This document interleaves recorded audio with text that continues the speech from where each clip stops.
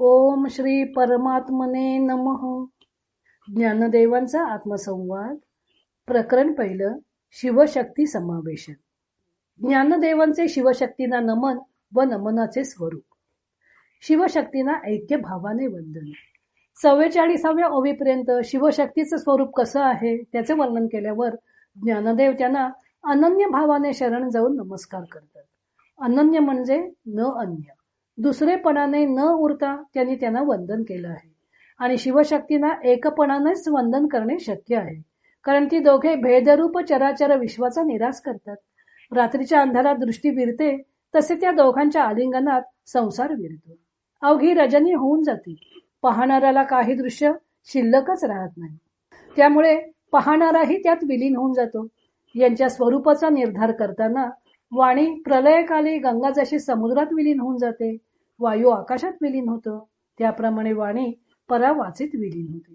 सूर्य तेजासह आकाशात विरतो, तसे यांना न्याहाळायला गेले असता पाहणाऱ्यासह पाहणारा विरतो.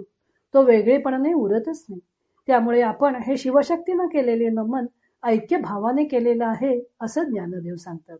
कारण त्यांच्या स्वरूपाचा निर्धार करायला गेल्यावर वेदता, वेद्य, वेदक अशी त्रिपुटी राहत नाही. त्या प्रवाहात त्याच्या अंगाचीही आटणी होते.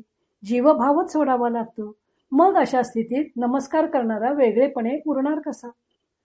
आपण शिवशक्तींना ऐक्यभावाने वंदन कसे केले आहे ते स्पष्ट करण्यासाठी ज्ञानदेवाने काही दृष्टांत दिले आहेत. अलंकार सोन्याशी एकरूप असतो, त्याला भिन्न अस्तित्व नसते. वाचा हा शब्द वाचेनेच उच्चारला जातो. त्यांच्यात हा वाच्य व हा वाचक असा भेद करता येत नाही. किंवा समुद्र व गंगा हा फक्त नावातच फरक असतो, पाण्यात काही भेद असत नाही. भास्य व भासकता सूर्य आपल्याच ठिकाणी नांदवतो. चांदणे चंद्राशी, दीप्ती दीपाशी अथवा मोत्याचे तेज मोत्याशी एकरूप होऊन असते. प्रणव 3 मात्रांनी युक्त असतो आणि नकार 3 रेघांनी युक्त असतो, पण म्हणून त्यांचे 3 भाग पडत नाहीत. प्रणवाच्या नादाचे रूप एकच असते व 3 रेघामुळे एक न वर्णाचीच प्रतीती येते. पाणी व पाण्यावर उठणाऱ्या लाटा एकरूपच असतात. अशी उदाहरणे देऊन ज्ञानदेव सांगतात की त्याप्रमाणे मी सुद्धा शिवशक्तींना ऐक्यभावाने वंदन केलं आहे. शिव, शक्ती व त्यांना वंदन करणारा असे 3 भेद तिथं नाहीत. वंदन प्रक्रियेमध्ये वंद्य व वंदक अशा दोघांची आवश्यकता असते. म्हणजे तेथे द्वैत आवश्यक आहे असं वाटतं, पण द्वैत नसताना सुद्धा वंदन क्रिया घडू शकते ही गोष्ट त्याने आरशाच्या उदाहरणाने स्पष्ट केली आहे. आरशामुळे प्रतिबिंब निर्माण होते व तत्सापेक्ष मुखाकडे बिंबत्व येते.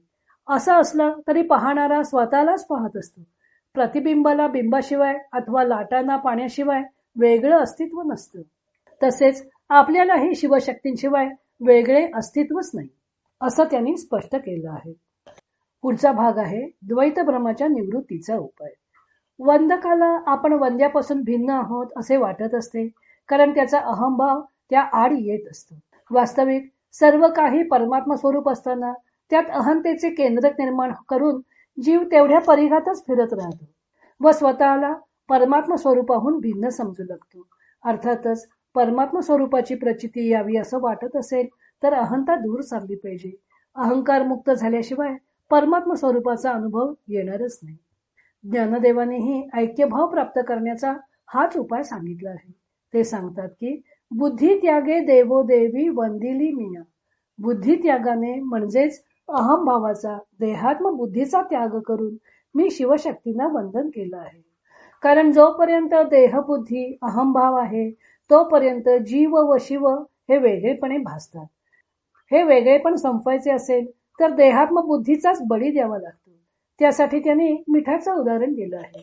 मिठाने जेव्हा आपला अहंभाव व देहाकाराचा त्याग केला तेव्हा ते समुद्ररूप होऊन गेले. ज्ञानदेव सांगतात की त्याप्रमाणे तेवी अहम देवोनी शंभू शांभवी झालो. मी स्वयंपूर्ण शंभूत विलीन झालो. केळीतील आकाश जसे त्या केळीच्या बुंध्यावरील सोपटे एक एक करून काढून टाकली असता महदाकाशात विलीन होऊन जाते, त्याप्रमाणे 5 कोश जीवोहम शिवोहम असे जे थर आत्मस्वरूपावर पडलेले आहेत ते थर काढून टाकताच आत्मचैतन्य परमचैतन्यात विलीन होऊन जातं. अशा प्रकारे ज्ञानदेवाने शिवशक्ती यांच्यात वास्तविक द्वैत नसून ती एकरूप कशी आहेत व आपण स्वतःही शिवस्वरूप कसे आहोत ते या पहिल्या शिवशक्ती समावेशन प्रकरणात सांगितलं आहे. आता या प्रकरणातील काही मुद्द्यांचा परामर्श आपण उद्या पाहू. इतर अनेक ग्रंथांचा आधार घेऊन संत ज्ञानदेवांच्या अमृतानुभव या ग्रंथाचं लेखन व वाचन सौ मनीषा अभ्यंकर मिरज यांनी केलं आहे. हरिओम तत्सत.